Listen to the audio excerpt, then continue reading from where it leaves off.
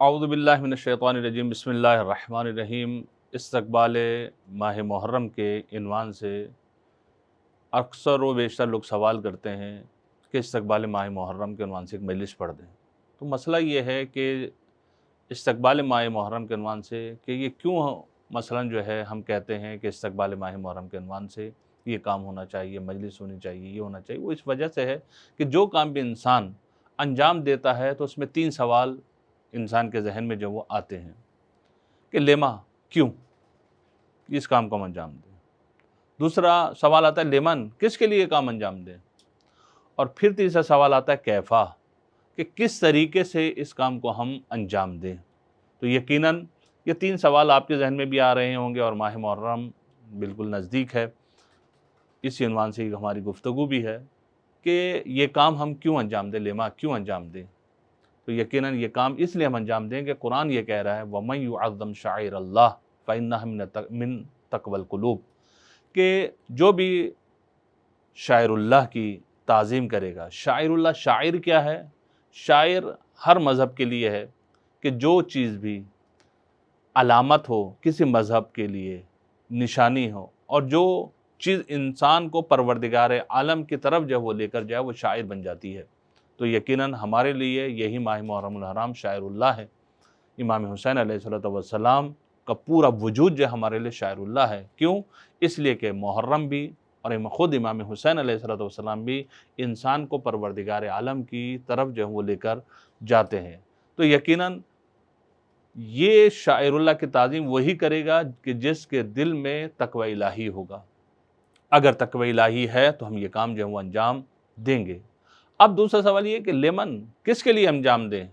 یقیناً ہم یہ کام جو انجام دے رہے ہیں قرب الہی کے لیے انجام دے رہے ہیں، یعنی پروردگار عالم کا قرب جو وہ ہمیں حاصل ہو جائے، اس لیے ہم اس کام کو جو وہ انجام دے رہے ہیں۔ اور یہ قرب الہی کب حاصل ہوگا؟ کہ جب انسان کے دل میں خوف الہی ہو، جب انسان یہ چاہتا ہو کہ انسان کے گناہ جو ہے پروردگار عالم کی بارگاہ میں جو ہے جب جائے تو مٹ چکے ہوں۔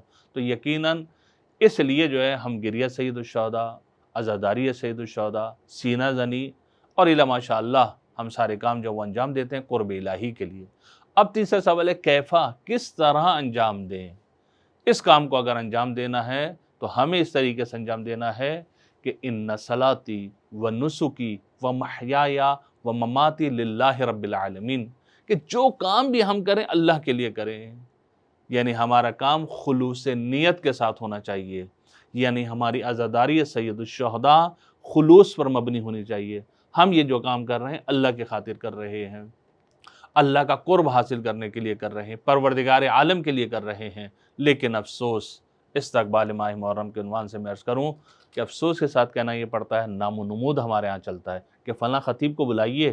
کیوں بلائیں بھائی؟ پبلک زیادہ آئے گی، یعنی خلوص ہمارے اندر نہیں ہے۔ مجلس کیوں کیے؟ خطیب اچھا بلایا ہے، پبلک آئے گی، تو خلوص ہمارا ختم ہو گیا۔ جی ہم جب فلاں تبرک بانٹیں، اچھا تبرک بانٹیں، کیوں؟ کہ لوگ جائیں گے بھئی کیا کھا کے آ رہے ہو؟ جی ہم تو ماشاءاللہ بریانی کھا کے آ رہے ہیں، ہم تو بروس کھا کے آ رہے ہیں، ہم تو پیزا کھا کے آ رہے ہیں، نام ہوگا۔ لباس خصوصاً خواتین، ابھی محرم شروع ہوتا نہیں ہے اور 18 ذی الحج گزرتی نہیں ہے، آپ جائیے بازاروں میں ایک سے ایک فیشن کا لباس آ رہا ہے، اور ہم لوگ جو وہ خرید رہے ہیں۔ کیوں؟ کہ محرم میں پہنیں گے۔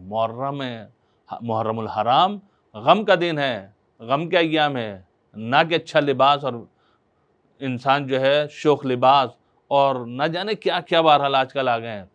قدیمی عزاداری اٹھا کے دیکھیے کہ انسان پرانا لباس ہوتا تھا اس کو رنگین کرواتا تھا اور وہ پہنا کرتا تھا۔ خدارا عزاداری سید الشہداء کو، امام حسین علیہ السلام کی عزاداری کو منائیے، منع نہیں ہے، لیکن ایسا منائیے کہ جس طریقے سے اہل بیت علیہ السلام نے ہمیں جو وہ بیان کیا ہے۔ خدا سے دعا ہے کہ ہمیں عزاداری سید الشہداء خلوص نیت کے ساتھ منانے کی توفیق عطا فرمائے۔ والسلام علیکم ورحمۃ اللہ۔